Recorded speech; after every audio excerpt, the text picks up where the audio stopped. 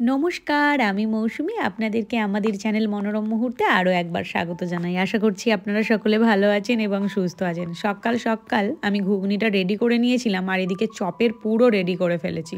আজকে ইচ্ছেই ছিল সকালবেলায় চপ ঘুগনি মুড়ি খাবো দুজনে মিলে। আমি আর বাবাই দুজনেই চপ ঘুগনি মুড়ি খেতে ভীষণই ভালোবাসি। আসলে বাঁকুড়া, পুরুলিয়া, মেদিনীপুরের মানুষজন কম বেশি সকলেই চপ ঘুগনি মুড়ি খেতে খুবই ভালোবাসে। এখানে আমরা মুড়িটা নিয়েছিলাম, দিয়ে দুজনে মিলে মহানন্দে বেশ সুন্দর করে ঘুগনি চপ মুড়ি খেয়ে নিয়েছিলাম। চপ ঘুগনি মুড়ি খেয়ে আস্তে আস্তে বেরিয়ে পড়েছিলাম। আমার বাড়ি থেকে মাত্র 2 মিনিট দূরে রয়েছে এই নার্সারিটা। এই দেখুন বাইরে থেকে কি অপূর্ব দেখাচ্ছে না? আর ভেতরে ঢুকে তো আমি আরোই অবাক হয়ে গেছি। এত রকমের ফুল ছিল, সবগুলোর নাম আর আমার সঠিকভাবে মনেও নেই। কি সুন্দর লাগছে দেখুন। যেদিন আমি প্রথম জার্মানিতে নেমেছিলাম সেদিনই আমার মনে হয়েছিল ইউরোপ জায়গাটাই না কোনো একটা স্বর্গীয় জায়গার মতন। ট্রেন থেকে নেমেই দেখলাম চারিদিকে ফুল ফুটে রয়েছে। চেরি ফুল এত পরিমাণে হয়েছে যে গোটা রাস্তায় বিছিয়ে পড়ে রয়েছে। এছাড়াও ম্যাগনোলিয়া, হাইড্রেঞ্জিয়া, ক্যামেলিয়া, ডেজি, কোনটা নেই প্রত্যেকটাই রয়েছে। আর রাস্তার দুধারে ছিল ল্যাভেন্ডার। যদিও এখানেই শেষ নয়, এই দেখুন আরও কত রকমের ফুল। তবে এইসব দেখতে দেখতে নিজের দেশের কথাও কিন্তু মনে পড়ে যায়। আমাদের দেশেও কিন্তু অনেক সুন্দর সুন্দর ফুল রয়েছে, যেমন দোলন চাপা, চন্দ্রপ্রভা, জুঁই, হিজল, কৃষ্ণচূড়া, রাধাচূড়া, পলাশ, শিমুল, এগুলো তো প্রকৃতিকে সবসময় রঙিন করে রেখেছে। এছাড়াও গোল্ডেন শাওয়ার, কৃষ্ণকমল, মালতী, মাধবীলতা, শিউলি, পদ্ম, কোনটা নেই?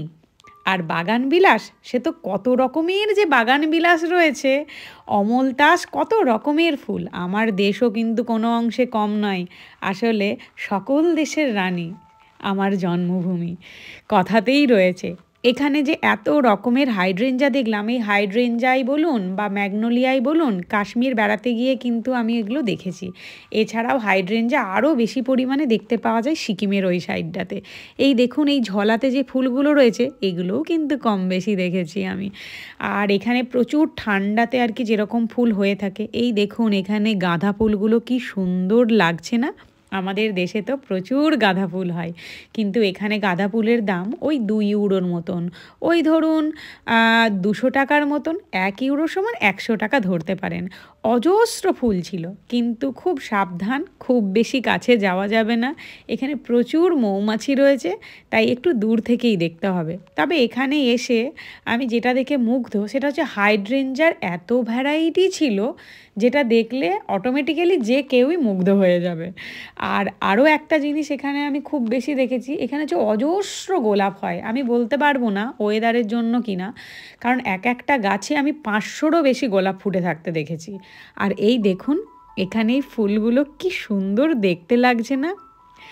প্রত্যেকটা ফুলই একজনের থেকে আর একজন আরও সুন্দর। আসলে কম বেশি সকলেই ভীষণ সুন্দর। চারিদিকে প্রজাপতি উড়ছিল, আমার বেশ ভালো লাগছিল।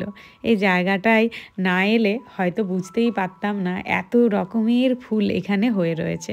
আস্তে আস্তে ওখান থেকে বেরিয়ে এসে চলে এসেছি আমাদের বাড়ির ব্যাকে। আজকে চেরি গাছটা বুনিকে দেখাতেই হবে, তাই ওর দাদাকে ফোন করেছে, ফোন করে বলছে আমাকে চেরি গাছটা দেখাও।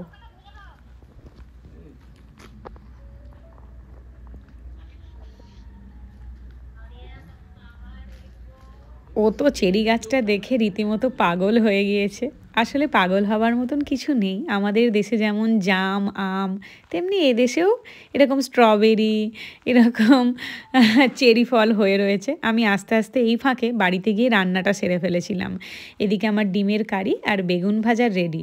বেশ একটু বেলা হয়ে গিয়েছে ওই নার্সারি থেকে ফিরতে, তো ঝটপট করে খেয়ে নিয়ে আস্তে আস্তে এখানে আমি ফল কেটে নিয়েছিলাম। তরমুজ আপনারা তো সকলেই কম বেশি জানেন, লাল তরমুজ আমার ভীষণই পছন্দের। তবে এখানে না মোটামুটি 20-30 রকমের আপনি তরমুজ পেতে পারেন, বিভিন্ন রকমের তরমুজ পাওয়া যায়।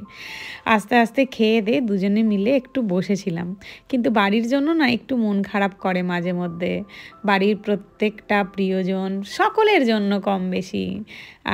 এখন তো আমার আবার 2টো বাড়ি ওখানে, আর এটা নিয়ে 3টে বাড়ি, তো প্রত্যেকটা বাড়ির জন্যই মাঝে মধ্যে মন খারাপ হয়ে যায়। আস্তে আস্তে বিকেল গড়িয়ে এসেছে। ও আমাকে বলল দুজনে মিলে একটু সিনেমা দেখব। তো সেজন্য একটু ঝটপট যদি চিকেন পকোড়া ভাজা যায় কেমন হবে। তো বলতে বলতে আমি এখানে রেডি করে নিয়েছিলাম চিকেন পকোড়া। আর আমি তো ঝাল খেতে ভীষণই ভালোবাসি, সেই জন্য একটা ভাজা লঙ্কা না হলে কি আর চলে। তো সেই জন্য এখানে আমি ভাজা লঙ্কা, একটুখানি ধনেপাতা কুচিয়ে নিয়েছিলাম, একটা লেবু নিয়েছিলাম, একটু পেঁয়াজ কুচিয়ে নিয়েছিলাম, ব্যাস রেডি আমার সিনেমা দেখার জন্য পকোড়া। তো আস্তে আস্তে দুজনে মিলে এরপর সিনেমা দেখব। তো আপনাদের আজকের ব্লগটা কেমন লাগলো অবশ্যই জানাবেন। যদি ভালো লেগে থাকে অবশ্যই লাইক, শেয়ার, কমেন্ট করবেন। আপনারা প্রত্যেকে ভালো থাকবেন, সুস্থ থাকবেন।